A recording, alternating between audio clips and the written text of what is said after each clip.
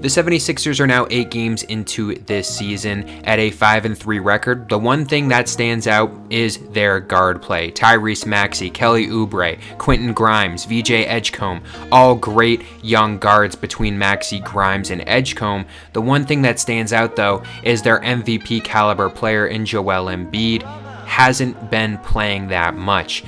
A restricted 20-ish minutes per night. He's played in 5 out of the 8 games so far and has put up decent stats for only playing that much time, not really being able to get into a rhythm. But when you look at the rest of this roster, a lot of questions are proposed, and I don't know if we'll get the answers anytime soon. But the main thing we want to look at here is you got 2 guys here in Joel Embiid and Paul George. Paul George hasn't come back and played yet, and they also have Jared McCain, who just came back and played his first game back, only 15 minutes. He'll be ramping his way up. When you look at the way this team is constructed, their 2 highest paid players in Paul George and Joel Embiid not playing right now or playing on a minutes restriction, and your other great guys, 4 fantastic guards that are all young, have been out of their mind. Tyrese Maxey, 33.5 points per game. Edgecombe putting up 17.6, 5 rebounds, 5 assists. I mean, the second most points ever from a rookie in his first game. This team looks very, very good. 2 of their 3 losses so far by a combined 3 points. And the one thing that you can't really shake is Joel Embiid just not getting in there. Let's take a look at what this team can do and how this team can progress with Embiid potentially ramping up his minutes, or is the big man finally going to be out of Philadelphia? Now, like I said, the way that this roster is constructed, it makes it very, very interesting because you have 4 guards that have all been absolutely fantastic between Maxey, McCain in what we saw from his season last year as a rookie. Edgecombe this year as a rookie has been great. Quentin Grimes in the minutes that he played last year, putting up 20 points almost every night when everyone else was hurt, showing that he can be a elite guy coming off of the bench or a very, very good starter. This team is just in a weird spot because those 4 guys that I just mentioned, all very young. The rest of this team, when we look around, Joel Embiid, Paul George, these guys making what seems like almost $100 million combined between the 2 of them, where most of this salary is going, are both out or on a minutes restriction in Embiid's case. And I guess it is a good thing to look at with Embiid playing right now rather than just not playing at all. But those 20 minutes that we've seen, he's been able to get into those grooves. Embiid has always been a great first quarter player, and when he gets into that groove in the first quarter, he has always been able to put up 8 or 10 quick points in those 10 to 12 minutes that he plays, and has helped the Sixers build up a lead, and has been great, opened up the shooters around him.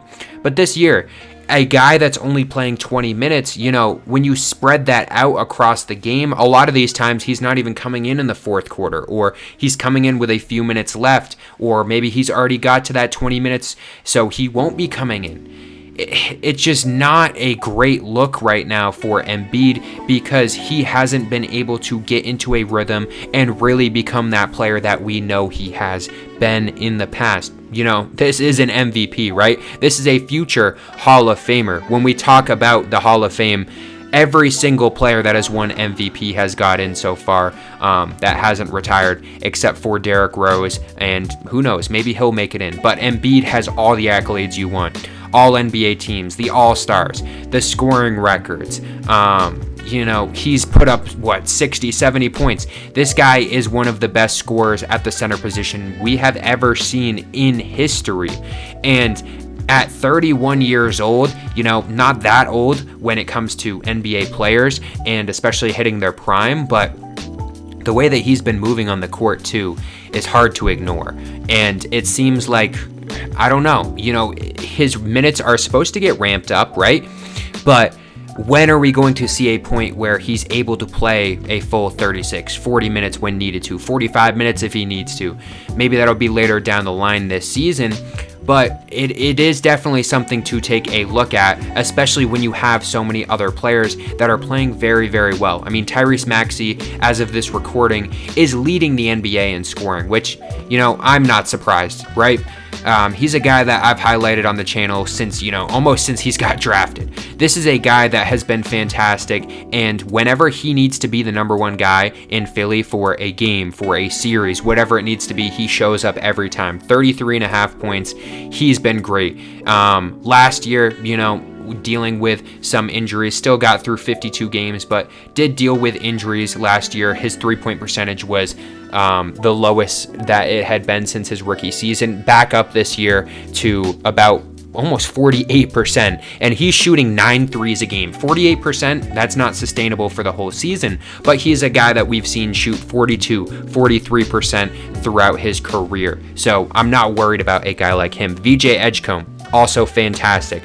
Not worried about a guy like him because in the few games that he's played so far, he has shown so much promise and so much hope for this team that going into this season, I didn't think really had that much hope. Yes, in a weak East, but they're looking at like a 8th through 5th seed potentially if Embiid didn't play, because think about it, Maxey can put up as many points as he wants, and the rest of these guys with McCain, Grimes, depending on how good we weren't sure how good Edgecombe would be. He's been great so far, but it just didn't seem like a complete roster, especially with a guy in Paul George that, still out, still dealing with an injury right now, and not really sure when he's going to be coming back. Within maybe the next few weeks, potentially. Who really knows at this point? And when he comes back, how many minutes is he going to play? If Embiid's playing limited minutes right now, Paul George is 35, right?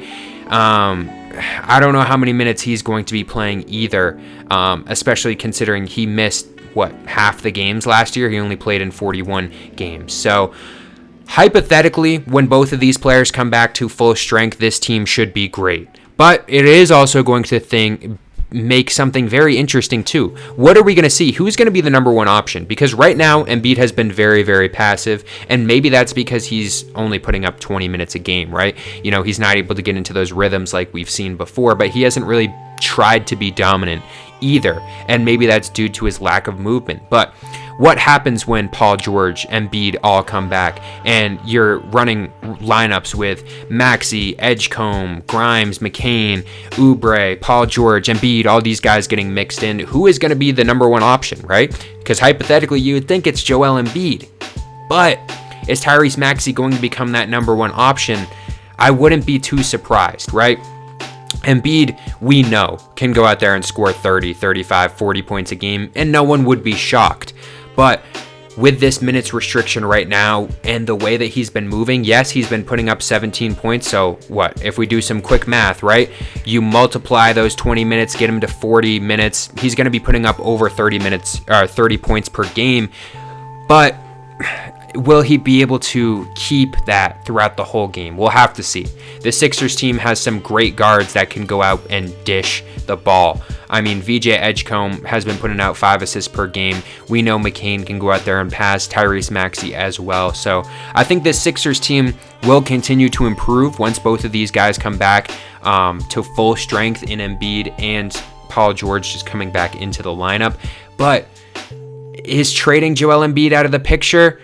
I do think it is. I know a lot of people have always been hyped around that idea, but I think Joel Embiid is a Sixer for the rest of his career, unless he goes somewhere else in like his final season. But I do think he's one of those guys that the Sixers, no matter what, the captain will go down with the ship with Embiid, and they have some promising young talent. And right now, if you can get rid of that Paul George contract at some point, they still have some money to pass around, and I don't think they would be too mad about getting another 3 or a 4 to kind of solidify this roster. But let me know down below, do you think the Sixers should try to trade Joel Embiid in the future? Or do you think maybe they should try to get rid of Paul George? Let me know what you guys think about this roster right now, and if you think they can compete this year, and I'll see you guys next one.